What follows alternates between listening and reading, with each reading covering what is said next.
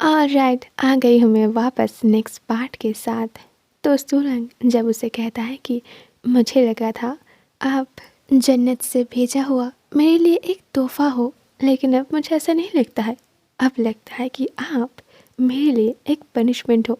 आपको पता है, जब मैं 4 साल का था, बाकी सारे बच्चों को स्वीट खाते हुए देखकर मुझे बहुत जेलसी फील होता था, लेकिन आपसे मिलने के बाद मुझे लगा कि अब मेरे पास भी स्वीट है। लेकिन मैं गलत था, आप वो स्वीट नहीं थे। बचपन में जब मेरी आंखों से आंसू आ जाता था, मुझे अपने आप पर ही गुस्सा आ जाता था, क्योंकि मुझे लगता था आंसू हमारी एक कमज़ोरी है जो हमारी स्ट्रांगनेस को और भी ज़्यादा कमज़ोर कर देता था। इसीलिए मैंने ट्रस्ट करना स्टार्ट कर दी कि चाहे कुछ भी हो जाए, मैं कभी नहीं रोऊंगा, क्योंकि रोना हमारी प्रॉब्लम्स का सलूशन नहीं होता है। और इस बात को बिलीव करने के लिए मैंने बहुत हार्ड वर्क करना स्टार्ट कर दी, और धीरे धीरे मैंने अपने अंदर ट्रस्ट की एक बिल्ड बनाई। लेकिन आज मैं होपलेस हूँ, मैं हेल्पलेस हूँ। आपसे मिलने के बाद मेरा वो ट्रस्ट पूरी तरीके से ख़त्म हो गया है, और मुझे नहीं पता कि अब मैं क्या करूँगा। अब तो सच में मुझे लगता है कि आप हेवन से भेजा हुआ मेरे लिए गिफ्ट नहीं हो, आप मेरे लिए एक पनिशमेंट हो, जो सिर्फ मुझे पनिश्ड करने के लिए मेरे पास आए हो। लेकिन अगर बात सिर्फ मुझ तक होती तो मैं मान लेता, लेकिन आप मेरे साथ जुड़ा हुआ उन हर एक पर्सन को पनिश्ड कर रहे हो, और ये बात मैं बिल्कुल भी एक्सेप्ट नहीं करूँगा। तो बताइए, जो पर्सन सबको कंट्रोल करता है आज खुद ही कंट्रोल पर है, तो आपको कैसा लग रहा है? इतना सब कुछ सुनने के बाद भी फैनजाओ के चेहरे पर कोई भी डर या फिर पेन नहीं था। वो अभी भी स्माइल करता है और कहता है, नॉट एग्जैक्टली गुड। तो क्या बस इतना ही तुमने मेरे खिलाफ सबूत इकट्ठा किया है? वैसे मुझे थोड़ा टाइम लगा था फैनियो के रिकॉर्ड को पाने के लिए। मुझे लगा मैं उसे लेकर उसके खिलाफ यूज़ करूँगा, लेकिन मुझे लगा नहीं था कि मैं खुद ही सबसे पहले इस जाल में फंस जाऊँगा। एनीवेज, हम दोनों पहले एक दूसरे के साथ अपने फीलिंग्स को शेयर करते थे, और मैं जानता हूँ कि तुम बहुत काइंड हार्टेड हो। तुम क्या मुझे पनिश्ड होते हुए देख पाओगे? फिर वो उसके आंसू पोंछ देता है और कहता है, मैं ही तुम्हारा गिफ्ट हूँ और मैं ही तुम्हारा पनिशमेंट हूँ, और मैं कभी भी तुम्हें खुद से दूर जाने नहीं दूंगा। सूलंग का हैंड शेक करने लगता है। फैन जाओ, आप मुझे ऐसे मजबूर नहीं कर सकते। फैन स्माइल करते हुए कहता है, आई थिंक मैंने तुम्हें बहुत बार मजबूर किया था, और हमेशा की तरह मैं ही जीता हूँ। यू शोलंग, अब तुम्हें अपनी डेस्टिनी को एक्सेप्ट कर लेना चाहिए। सोलंग आंखों में आंसू लिए फ़ोन स्क्रीन की ओर देखता है, और उसका बहुत मन कर रहा था कि वो बस अभी के अभी उस सेंड बटन पर प्रेस कर दे। लेकिन तभी उसके सामने बहुत सारी चीज़ें एक साथ आ जाता है। वो सारे मोमेंट्स एकदम सिनेमा की तरह उसकी आंखों के सामने आ जाता है। वो सारे ब्यूटीफुल स्वीट मोमेंट्स जो वो फैनजाओ के साथ स्पेंड किया था। एक गुड और स्वीट फैनजाओ जो धीरे धीरे पागल और बुराई के साथ मिक्स हो जाता है। ये सब कुछ सोचते हुए उसकी हैंड शेक करने लगता है।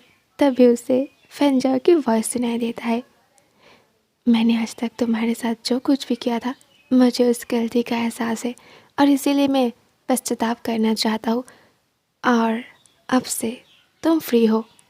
फिर वो उसके थंब को होल्ड करके फ़ोन के सेंड बटन पर प्रेस कर देता है, और वो सारा ईमेल सेंड हो जाता है। फिर एक न्यू मॉर्निंग दिखाया जाता है। सूलंग रिसर्च रूम से बाहर आके सी लिहुआ से बात कर रहा था। बहुत जल्द न्यू ईयर आने वाला है, इसीलिए चारों तरफ खुशियों का माहौल है।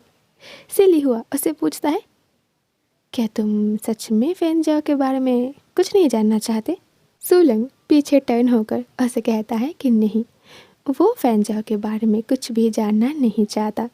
सिली हुआ उसे कहता है, मैंने सुना था कि तुम्हारे पास एक सॉफ्ट दिल है, लेकिन मुझे ऐसा नहीं लगता।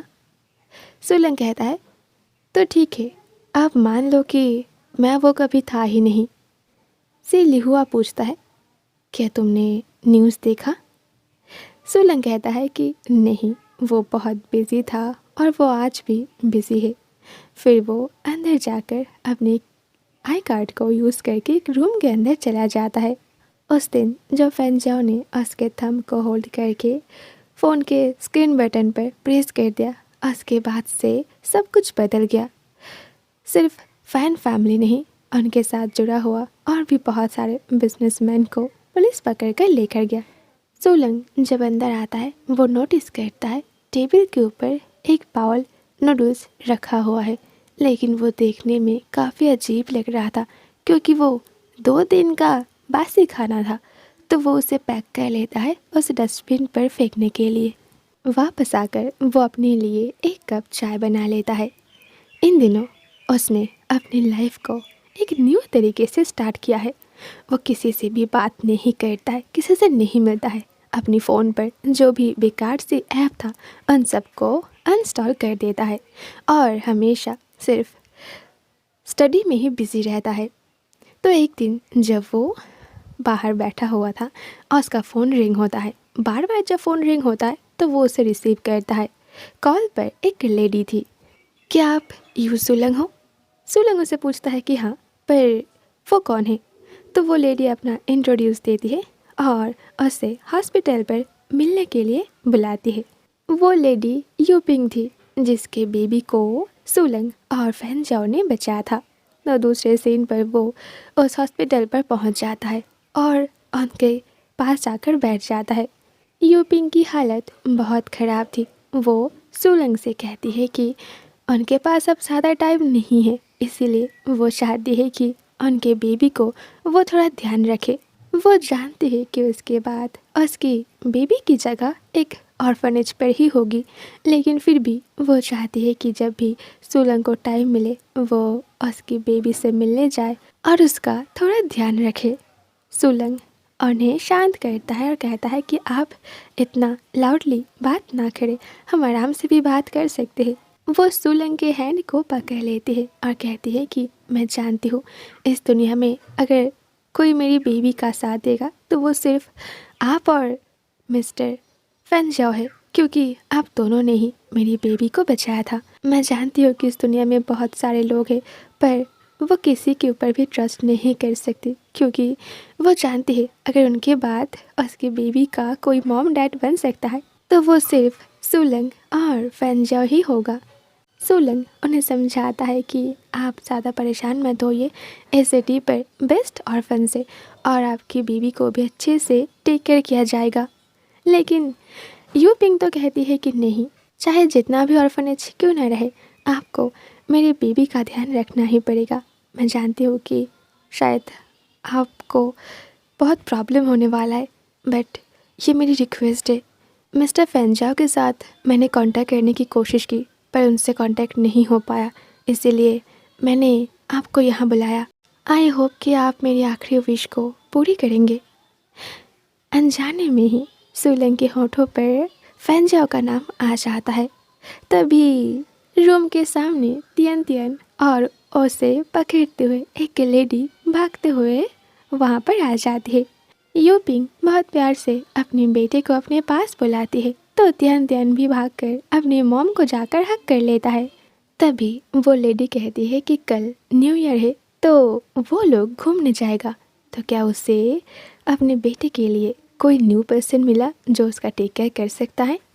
इधर तियन तियन किसी से भी बात नहीं करता है, लेकिन जब उसने सुलंग को देखा वो अपनी क्यूट आंखों से उसी की ओर देखने लगता है, फिर बहुत प्यार से उसके हैंड को भी होल्ड करता है और ये देखकर सुलंग का दिल भर जाता है। वो भी तियन तियन की ओर देखकर प्यार से स्माइल करता है। यूपिंग कहती है कि तियन तियन एक गुड बॉय और वो ज़्यादा रोता नहीं है, तो जब भी सुलंग के पास थोड़ा टाइम मिले वो उसके पास जाए और उससे उसके हालचाल पूछे और क्या वो खुश है, बस उसे इतना ही करना है। उधर सिल्ली हुआ को दिखाया जाता है। वो हॉस्पिटल के दूसरे ओर खड़ा हुआ था और किसी से फ़ोन पर बात कर रहा था। देखो, तुमने जैसा कहा मैंने वो सब कुछ किया। यूपिंग ने सुलंग से कांटेक्ट की, पर क्या तुम्हें सच में लगता है वो तियन तियन को अडॉप्ट करेगा? मुझे नहीं लगता सुलंग ऐसा करेगा। उधर फैन जो कहता है कि हाँ वो करेगा, और अगर तुम्हें डाउट हो रहा है दैट्स मीन तुमने अभी तक उसे नहीं पहचाना। सिली हुआ कहता है कम ऑन, वो एक बेबी है, कोई किटन या फिर पपी नहीं है। सुलंग को बहुत प्रॉब्लम होने वाला है। फैन जो कहता है मुझे बिलीव है कि सुलंग ये सब कुछ हैंडल कर लेगा, और अगर उसने अडॉप्ट नहीं किया तो फिर त्यान त्यान का टेक केयर मैं ही करूँगा। ऑल राइट, लौटूंगी बहुत जल्द पार्ट 3 को लेकर। सी यू सून, टाटा।